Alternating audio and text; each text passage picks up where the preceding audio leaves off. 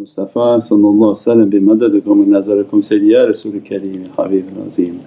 Madad ya Sayyidi ya Sultan al-Awliya Shaykh Abdul Faiz al-Dagestani, Shaykh Muhammad Nazim al-Haqqani, Mawlana Shaykh Hisham Kabani, Shaykh Adnan Kabani, Shaykh Muhammad Adil, Mawlana Khaliq al-Khurj Dawani, Sahib Zaman Sayyid Muhammad al-Mahdi alayhi salam, Ruhullah Sayyidina Isa alayhi salam, Saifullah Sayyidina Ali salam, Thumma Sayyidina Abu Bakr Siddiq, Sayyidina Umar, Sayyidina Uthman, Imam al-Hasan salam, Imam al-Husayn salam, Sayyidatina Fatima Zahra salam, wa Sa'iru wa Sadatina Siddiqeen. Al-Fatiha.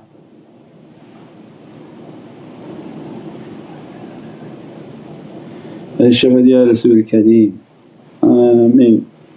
InshaAllah. Fa'awzu billahi minash shaitanir rajeem.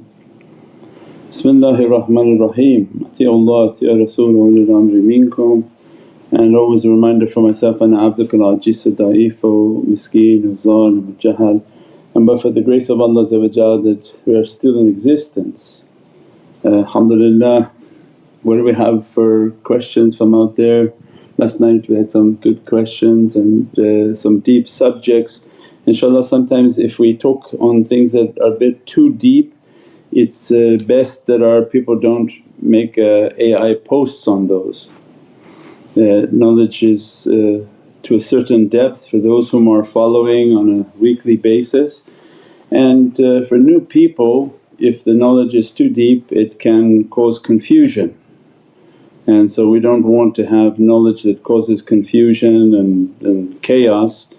It's just the knowledges that are commonplace and nothing too much is commonplace, but if it's too unknown then it's going to cause confusion amongst people. So the people whom are posting inshaAllah they can filter some of these realities and enough of a reality to bring people, not to confuse people inshaAllah.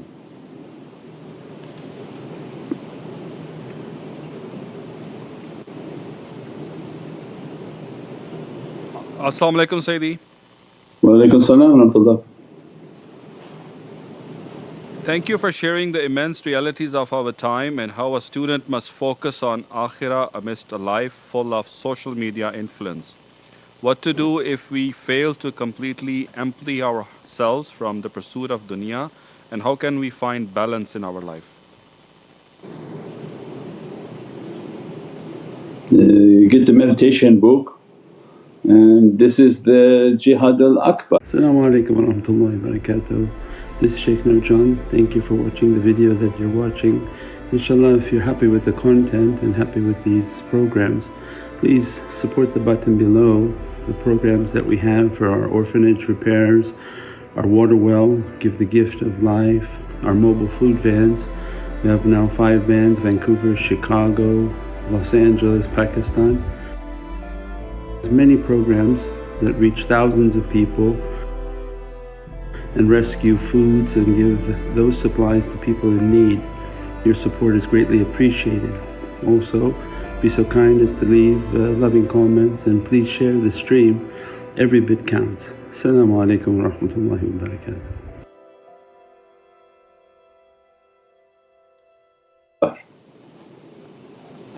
That's why when we describe these things, Muslim people think, oh what's this, we do salah, what he's talking about. But what we're actually teaching of tafakkur and contemplation is what Prophet described as Jihad al-Akbar. Jihad al-Akbar wasn't going for Jummah.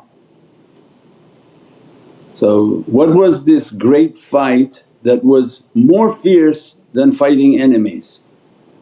Was the fight against yourself. Well you don't have to fight yourself to go to Jummah. So what was Prophet then describing for people? Means the way arafa nafsahu arafa rabbahu, to become a knower of yourself.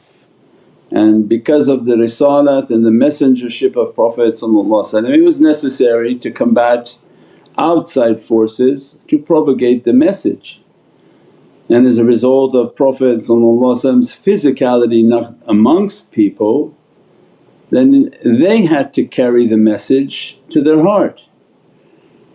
So when Prophet's present they fight outside. and inside. And when Prophet is veiled from the physical world, he addressed holy companions and all those who would follow in Islam. Now your fight and your real sort of the akbar, the great fight is to deliver the message to your heart, because everyone's shaitans inside of them are going to block that message, and that becomes the great struggle, the immense struggle. So it was never something that was supposed to be easy. And holding the deen in the last days, Prophet described for us that it would be like holding fire. So who's holding fire right now? Yeah, anybody whom trying to keep the way of Sayyidina Muhammad. Anyone claiming they're with Allah, well you don't know what they believe, because that can be hidden. But to say that you're La ilaha illallah Muhammadan Rasulullah, immediately people look at you, so where's your turban, where's your beard, where's the sunnah? That was the part that would be fire and holding clay. Because many people can claim they worship Allah but there's nothing visible. And we've described many times, this is why they were torturing the holy companions, that it's okay if you want to call your Lord and God Allah, we have many different creators here, you can choose any of them. But as soon as you want to follow Muhammadun Rasulullah we have a problem with you. Why? Because you have to adhere to the sunnah, the laws, the way, and you have to be a physical example and a spiritual example. That was the fire. So many people gave the flag of their belief to their women and wrapped something on their head and said, okay you carry Islam for our family. What is that? It's the man who's supposed to carry the flag of Islam. He has to have his sunnah, he has to have his beard, he has to have his head covered, he has to be in clothing of sunnah, he has to walk with the sunnah, represent the holy sunnah, because he's representing Sayyidina Muhammad. So the system is been manipulated, and that's why we keep saying now everything is manipulated. People go back and read the tafsir and see how they manipulated Holy Qur'an, how they added words to the Holy Qur'an in their explanations.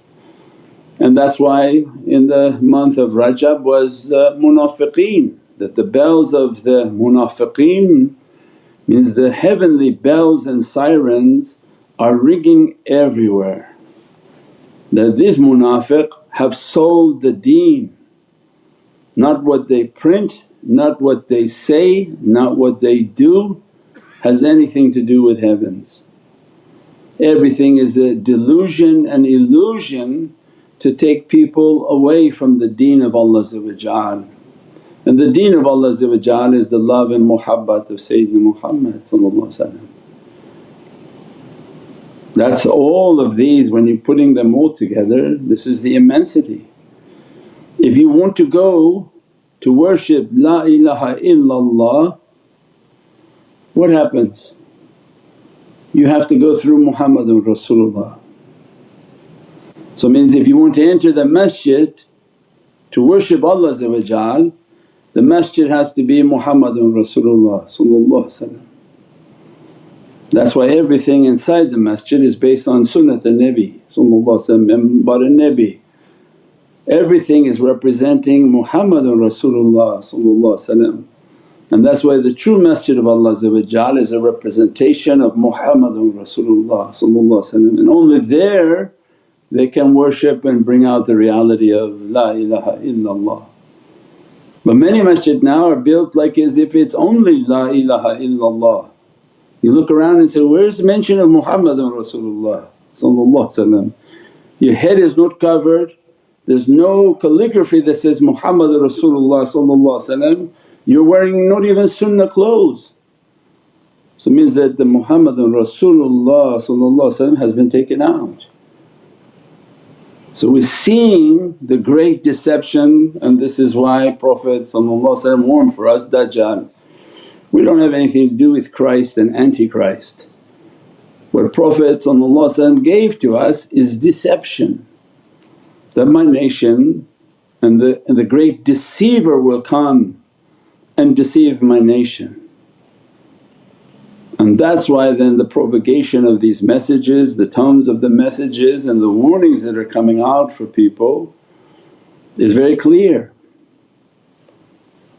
These are all the Muhammadan haqqaiqs and realities to draw us near to the Divinely Presence and to separate us from those whom will go astray and begin to leave the way of Muhammadan Rasulullah. InshaAllah Allah protect us all, inshaAllah.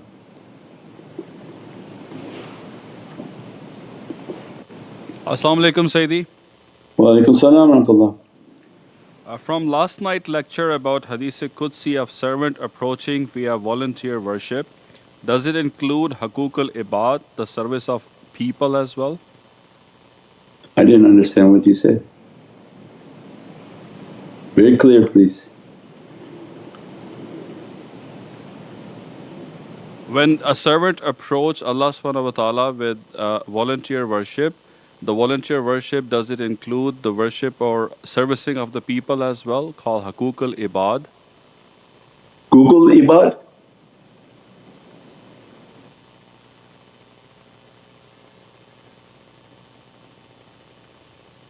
Any type of the Google ibad, that's a good one.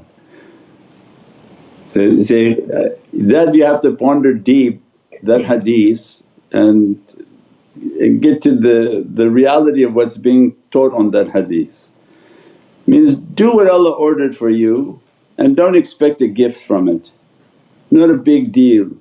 You went for Jummah, congratulations for you. You did your prayers, congratulations for you.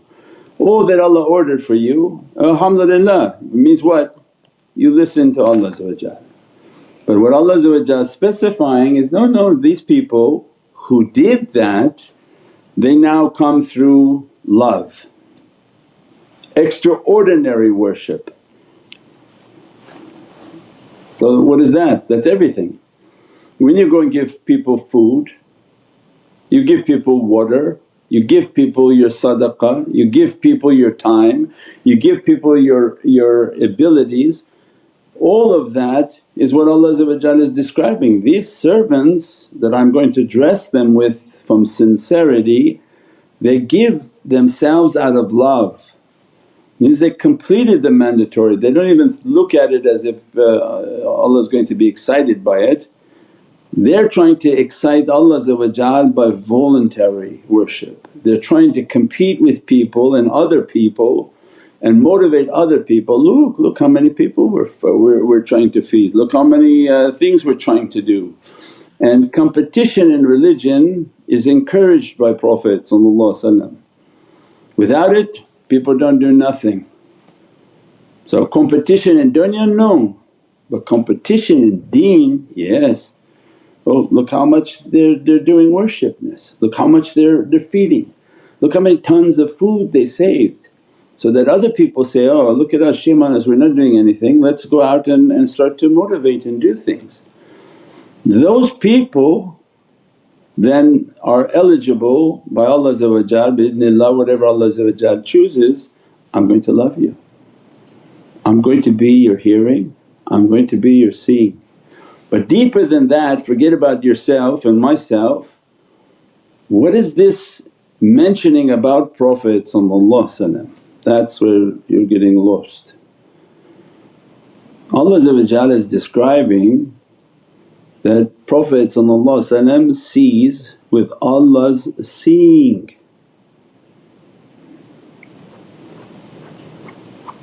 Not eyes, because eyes then would die in the grave, but you will be my seeing, I will be the seeing in which you see.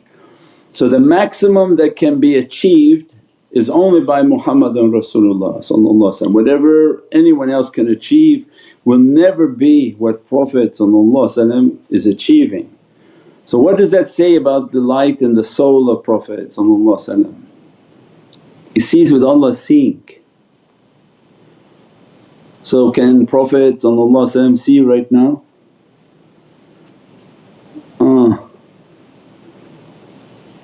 Can He feel you closer than your jugular vein? Most definitely. I'll be the hearing in which you hear. He has an ilahi dress from Allah, Allah not anyone else, not an angel. He hears with Allah's hearing. What limit does He hear?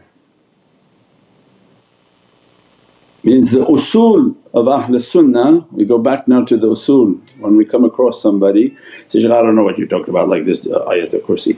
So, okay, I just want to know what aqeedah you follow that in ayat al-Kursi, are you telling me that ayah that Allah's on the kursi? They say, yes. So then according to your aqeedah, Allah is within creation. So creation has the ability to contain Allah. It's out of Ahl Sunnah belief.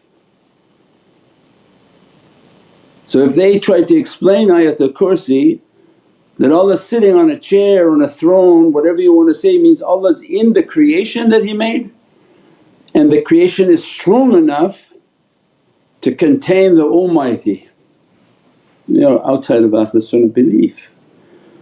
This was brought by the Wahhabi scholars who anthropomorphisize. They put human qualities on the literal translations. They think Allah has hands, Allah has feet, Allah sits down, Allah stands up, astaghfirullah. So ayat al-Kursi, Allah can't be within His creation. Ayat al-Kursi is a sign of power. It's not for AI and AI pictures, but for us to understand the one whom holds the understanding of power.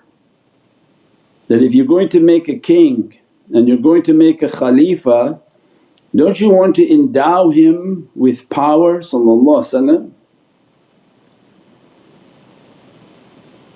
And in your proclamation of power you want to validate to all the angels and ulama qa'iman bil qist and the ulama whom know realities that this soul is never sleeping. His vision encompasses everything, because this is the hadith that Allah was describing, I become the seeing. So the soul sees everything. I become his hearing, he hears everything. It's all from his light. I become the tongue in which you speak, he speaks to everything. And anyone whom heard him, they heard Prophet. I become the hands in which you touch, Subhanalladhi biyadihi mulk, means that his might and power reaches everywhere. He's not a king that doesn't have power, but Allah I be the hands in which you touch, means your hands and your power reach everything. I be the feet in which you walk, means your every qadam, your every moment and every movement is Divine will. And whatever you want, you're Rabbaniyun and you have power of kun fayakun. So means Allah's speech is qul, the speech of Sayyidina Muhammad is kun fayakun.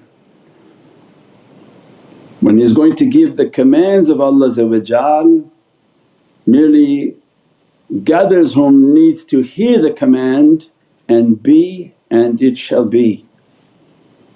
Because kun fayakun is an inheritable power from this hadith al-Qudsi. So much so, you be Rabbaniyun and I give you power of kun fayakun. But qul is only Allah, because Allah is the owner of the Qaf. He sends this power to the lam and the lisan of Prophet, his Divinely speech emanates through the heart of Prophet. So these are immense realities. These are the realities to ponder. That hadith al-Qudsi is not about me and you, but think to yourselves and meditate and contemplate what Allah has dressed with the reality of the soul of Sayyidina Muhammad. That was the depth of what was said last night. Who knows himself will know your Lord. So it means for me and you, look into your soul and see what is your reality, what is your destiny, what is each cell within you doing. But think about that hadith for Prophet that how much he is the apex of all arifin and knowers. He knows every light within his reality and what Allah's purpose for that light, because it's from Sayyidina Muhammad. It's not from another source. The only source Allah is using is Muhammadan Rasulullah. Whatever comes into existence, the king of arifin, he knows exactly the purpose of that, because that was in the description. That his hearing hears it, his vision sees it. He speaks to it, everything. There's nothing that he doesn't know about a reality within himself. And his reality contains the whole creation. Your reality contains 7 trillion or 70 trillion cells. Can you imagine all of that creation is within one insan? How many millions of miles of veins, how many trillions of cells, all of them governed by your reality, your heart. When your heart stops, the energy throughout your universe went out, because you're just a drop. All creation are like cells within the reality and the soul of Sayyidina Muhammad. What type of power Allah is sending to the qalb al-Muhammadiyah, that is the source and power for everything within him. That's why Allah gives to you, I've created no man with 2 hearts. Means your power coming from your heart, there's not another power source. Now look to the ultimate man who his soul contains all creation. You think there's 2 or 3 different power sources? Allah said, I created no one with 2 qalbs. He is the reality of qul ba, Allah's Divinely speech to the ba. That is the power of the Muhammadan heart, that is the power of all the cells within his reality, which we call universes and creations.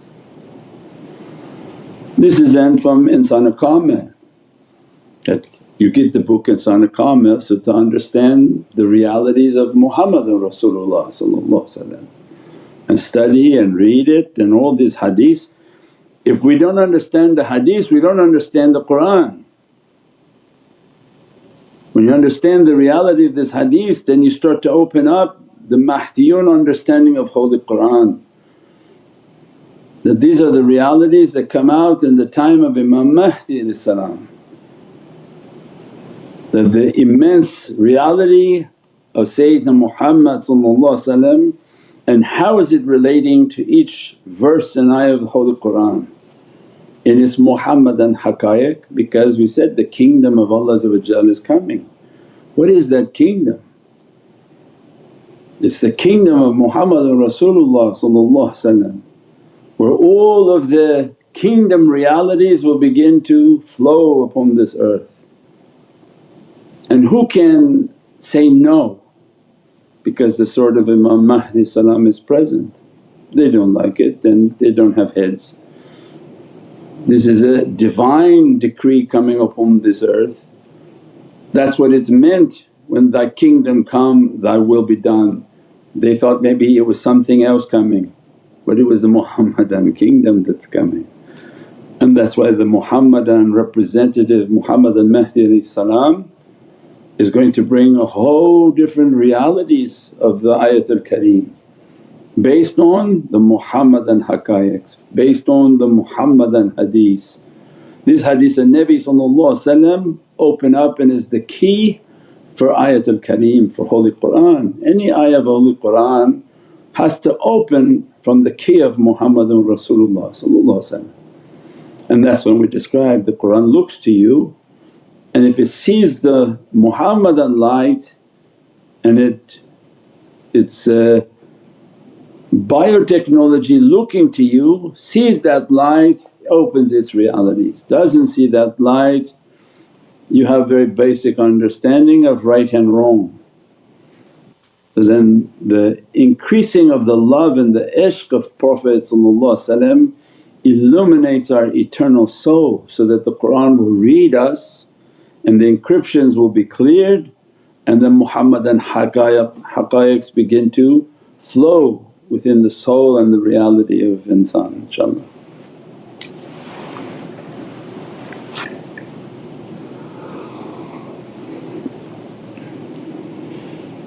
That was a Google ibadah?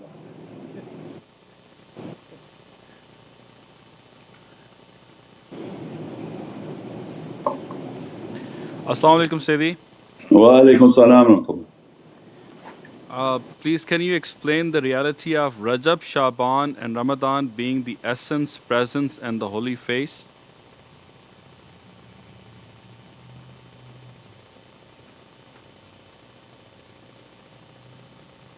That's a whole talk, but I think we tried our best to describe that in modern day video gaming,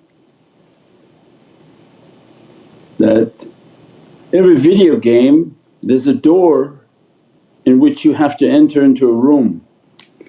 The people who program video games, it's basically just one room and you change the skins or the scenery. You're not going anywhere, it's just this one room and it has a different design. And once you understood the game, I have to enter through a door, enter into this room and I have to find a treasure. So it means this reality in life is that we're seeking the treasure of Allah, and the treasure of Allah is in the room and in the heart of Sayyidina Muhammad. So anyone looking for the treasures of Allah, if they truly are looking for those treasures, where would they be looking? Oh, they want to go here, they want to go to this place, they want to go to this place, they want to go here and there. And then Allah is clarifying for the treasure hunters, I'm not in heaven, so you don't have to wait to die. I'm not on the earth, you don't have to take submarines and look for relics and holy grails and somebody walked here, somebody walked there. If you look at those movies of the other people, they're looking for a cup that somebody had, a chalice that somebody had, as if they're going to find the God. And Allah is clarifying, I'm not heaven and I'm not on earth, I'm on the heart of my believer. And the only believer for Allah that is the apex of belief is Sayyidina Muhammad. So if you want the treasure, this is a video game, you want to score big and get all your coins, you have to enter the room and the heart of Sayyidina Muhammad. Then once you truly believe, no, I want God's grace, I want God's secrets. Well, where is God's secrets? Has to be where everything is clean. Is it with those who went astray, where they call a man a God and that he's going to come back on this earth, he's going to eat and go to the bathroom and say he's God? And you want a God that was supposedly killed by the devil, he eats and uses the bathroom. No, this is not the God that we want. And the one whom angered Allah, still angering Allah, slaughters everyone and says he's the favourite of God. But then he doesn't have God. not the God that we want. He must have some sort of demon with horns, because those acts are demonic. Godly character is by deeds and actions, not you profess that you're righteous.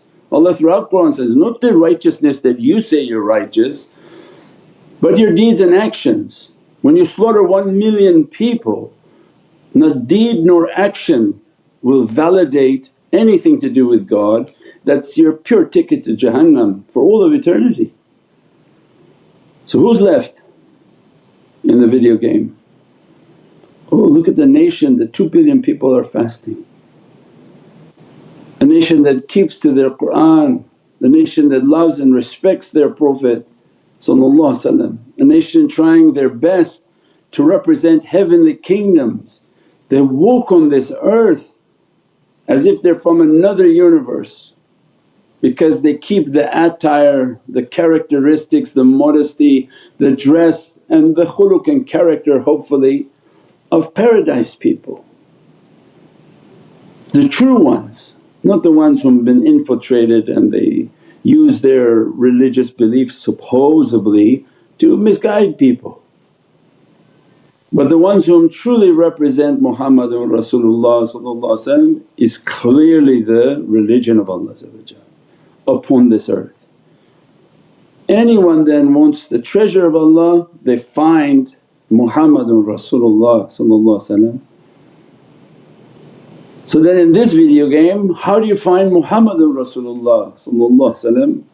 Look for the ulul amr, means they're a door. Every room has a door.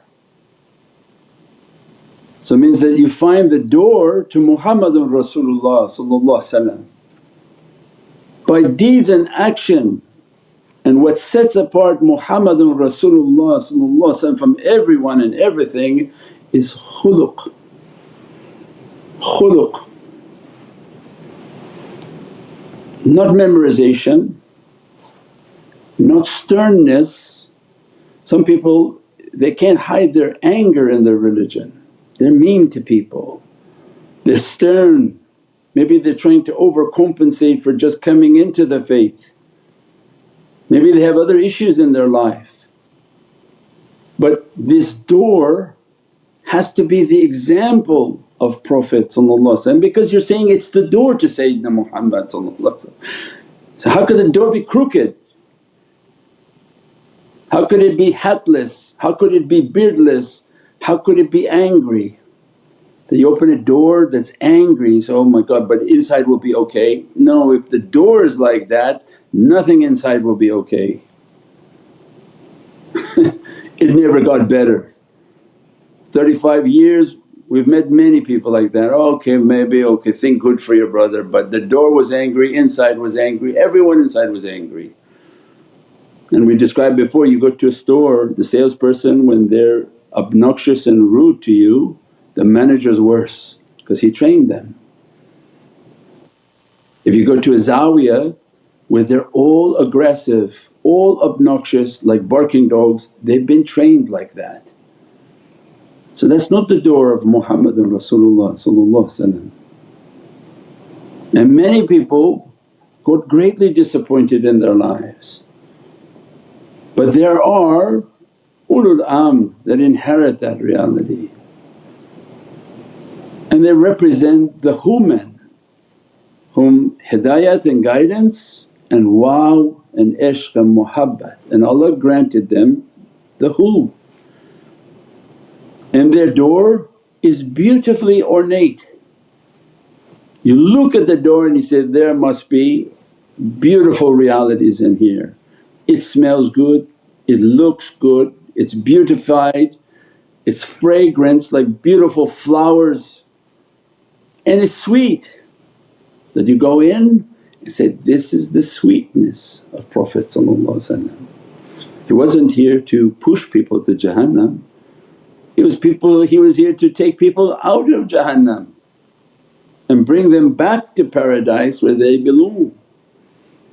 That became the reality in our lives. So everyone has to search for ulul amr, that represents the softness, the love and the character of Sayyidina Muhammad. So, no, these are times we have to be hard. Then you're not the door of Sayyidina Muhammad, you're whatever you want to be. There was nothing worse than the time of Prophet in Jahiliyyah, and yet the example of Sayyidina Muhammad was immensely merciful. Because during ignorant bad times what's needed is mercy and rahmah,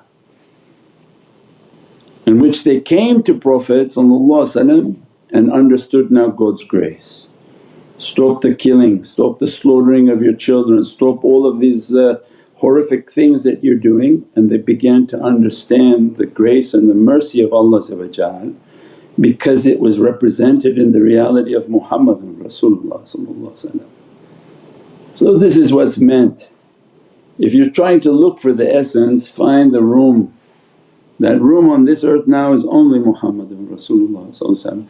Before people thought there were three, and you go to events, oh we're all so similar, we're all like very nice. I said, no, that door clearly is crazy because you're saying this guy's going to eat and he's going to call himself God and he's going to go to the bathroom. I say, yes, that's not the door, that has nothing to do with our faith. The other one's slaughtering left and right, that's not the room. The only one room that's clear for people, no more grey, must be the Muslims.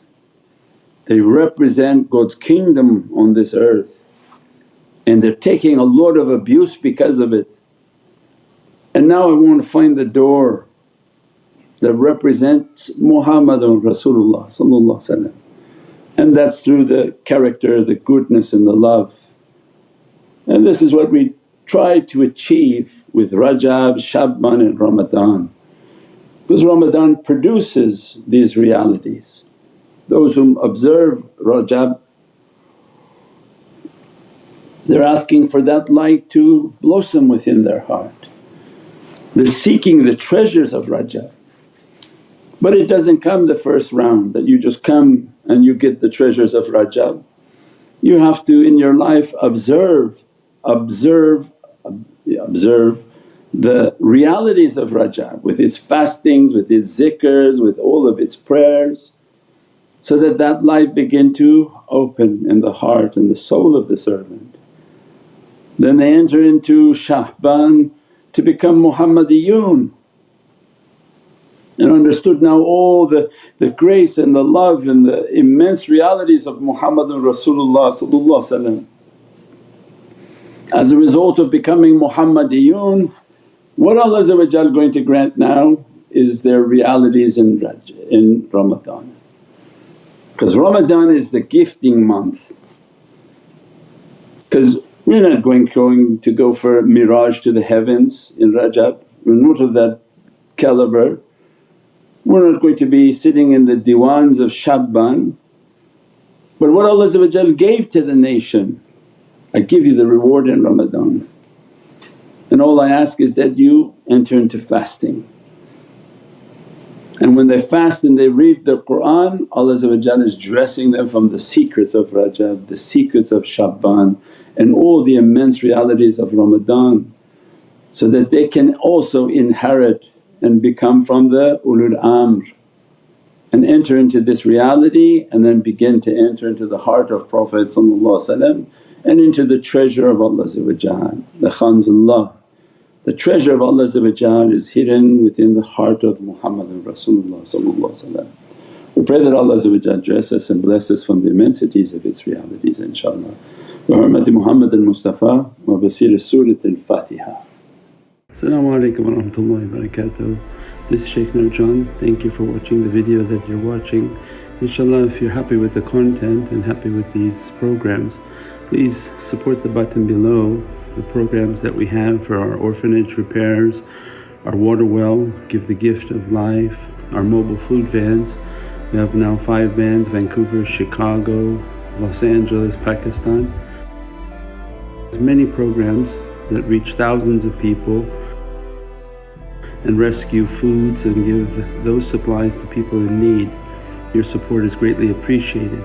Also, be so kind as to leave loving comments, and please share the stream.